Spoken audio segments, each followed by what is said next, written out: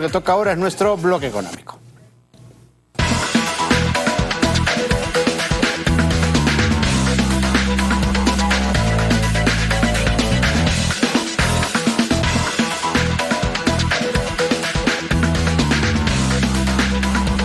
A ver, justamente el Premier acaba de hablar de la recesión porque le preguntaron, ¿no? ¿Qué es lo que se va a hacer para acortar los plazos de la recesión, o en todo caso superarla? Él ha hablado de que se nos han venido las 7 plagas en el mundo y que esto ha afectado obviamente la economía. Ha hablado también del gobierno anterior, el gobierno de Pedro Castillo, que dejó la cosa muy complicada y que hasta ahora está trayendo consecuencias. Y básicamente se ha referido a la inversión pública, él desde el Estado, como alguna solución para tratar de acortar los plazos en los que estamos inmersos en recesión. Ahora, ¿con la inversión pública bastará?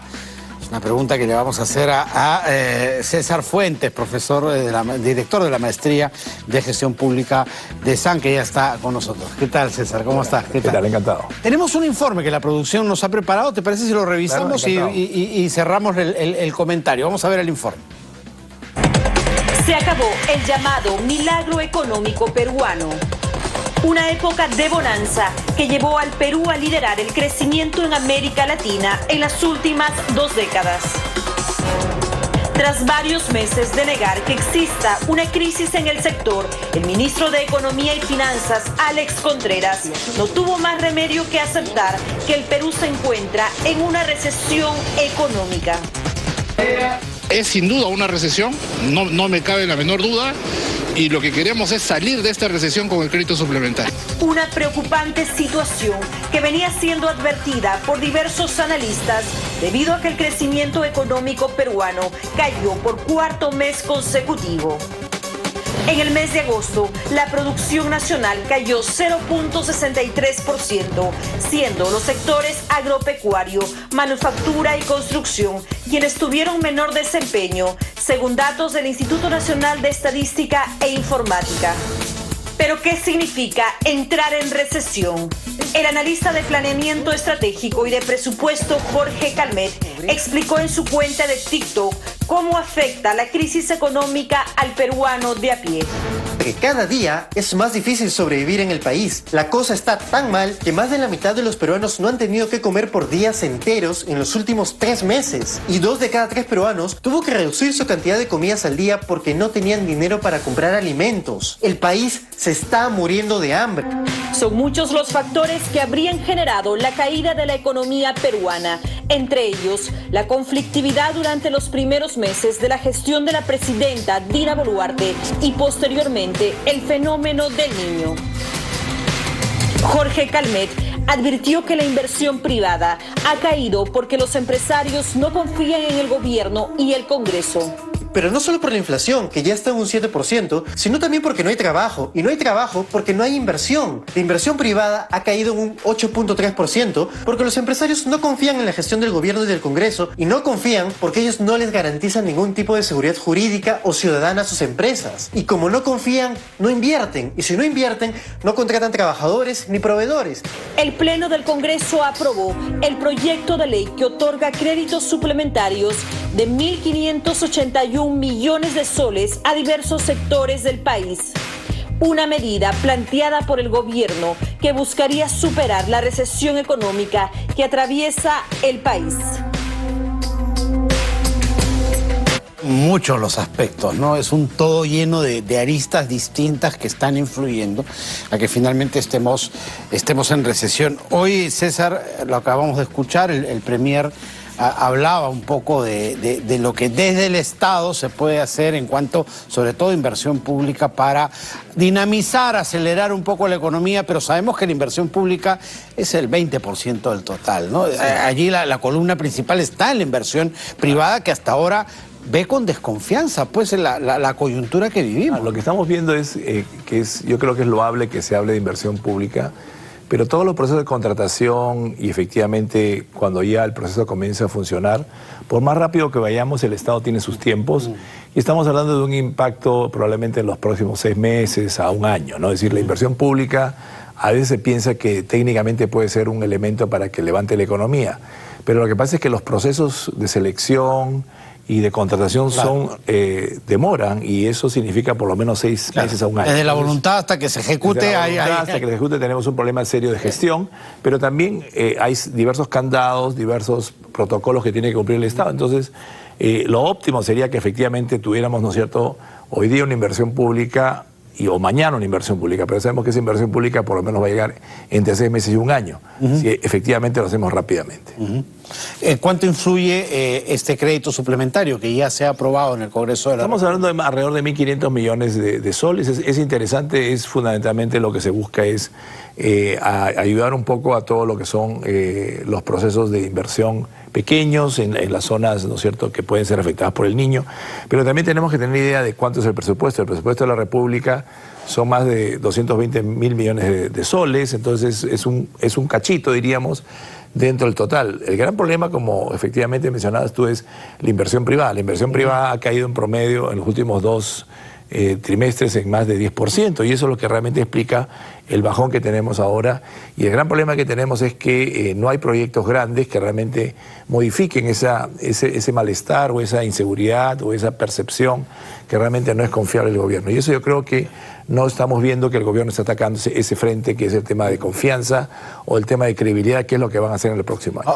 ¿Es solo cuestión del gobierno? ¿Es una desconfianza generalizada? Porque la otra vez leía a un analista que hablaba sobre el caso peruano y hacía esta analogía, que la política peruana se ha convertido en una arena movediza. Entonces nadie quiere meterse a una arena movediza porque va a terminar con la arena hasta el cuello, ¿no? Hay un tema creo que de desconfianza en instituciones críticas, que es el Ejecutivo y en mayor medida el Congreso, ¿no? Entonces el Congreso, cuando uno ve efectivamente no está viendo esos temas que son relevantes. Fundamentalmente estamos hablando de cosas muy menudas y anecdóticas, y realmente... Recordar que hasta hace unas semanas atrás seguíamos hablando, por ejemplo, de adelanto de elecciones. Así es, ¿no? Cosa que genera un estado... Yo creo que el gobierno en el Ejecutivo, si algo tendría que hacer es ratificar que se van a mantener los plazos, ratificar que efectivamente el tema del eventual cambio de constitución no va a haber. Esos son temas, yo creo, que son importantes, y acercarse, creo que, a instituciones desde el punto de vista privadas, al CONFIEP, ver en temas, ¿no es cierto?, de qué es la agenda que ellos desearían, una agenda mínima, ¿no es cierto?, para que comience a gatillar la inversión. Yo creo que hay proyectos grandes que creo que pueden ser importantes a nivel regional, y ya el MEF los tiene mapeados. Entonces lo importante acá yo creo que es dar el inicio y darle la prioridad para que estos proyectos comiencen a generar, ¿no es cierto?, todo un esquema de mayor inversión privada, y que se rompe este ciclo, porque realmente, si uno ve las cifras, fundamentalmente lo que tenemos es una caída realmente espectacular de lo que es la inversión privada en general, ¿no? Claro, que eso es lo que finalmente nos está afectando de manera más compleja.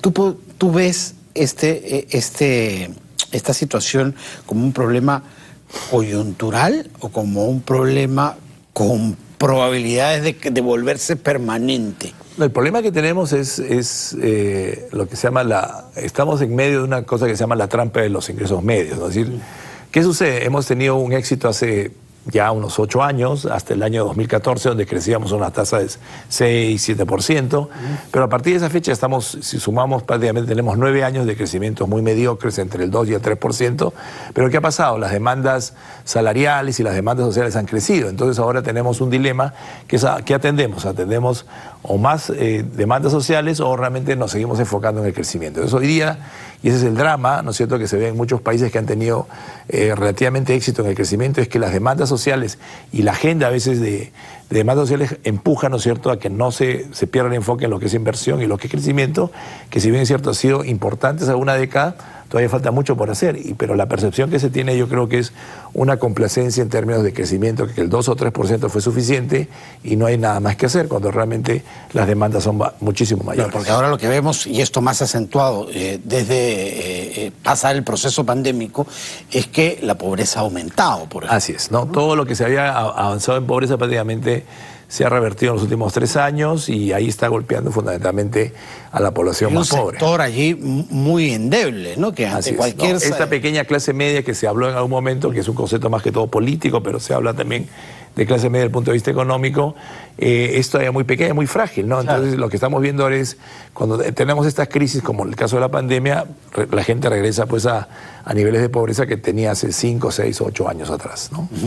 Y el no crecer económicamente, que finalmente es, como podemos resumir, la recesión, lo que trae tampoco es que la economía no pueda absorber a toda esa gente que empieza a salir al mercado laboral, ¿no? Es un tema de empleo complicado. Tenemos un problema de que si no hay una inversión, lógicamente no tienes crecimiento, no tienes generación de empleo. Tenemos, ¿no es cierto?, que pocas veces lo que está pasando es que la gente comienza a ver opciones fuera de Perú, ¿no es cierto?, y ya lo hemos tenido en los 80s, donde había una migración masiva de peruanos al exterior. Esperemos que esto no ocurra porque hay un talento queremos grande en el Perú, pero sí es cierto que hoy día, dentro de las posibilidades que se ve, es que eventualmente la migración, cosa que hace mucho tiempo no se veía en las familias peruanas. Que podría convertirse en un fenómeno. Así es, yo creo que lo que está pasando es lo que veíamos en los 80, comienzo de los 90, que ya aparentemente, ¿no es cierto?, ya se vive como una especie de historia muy, muy lejana. Hoy día la tenemos en la agenda de muchas familias peruanas.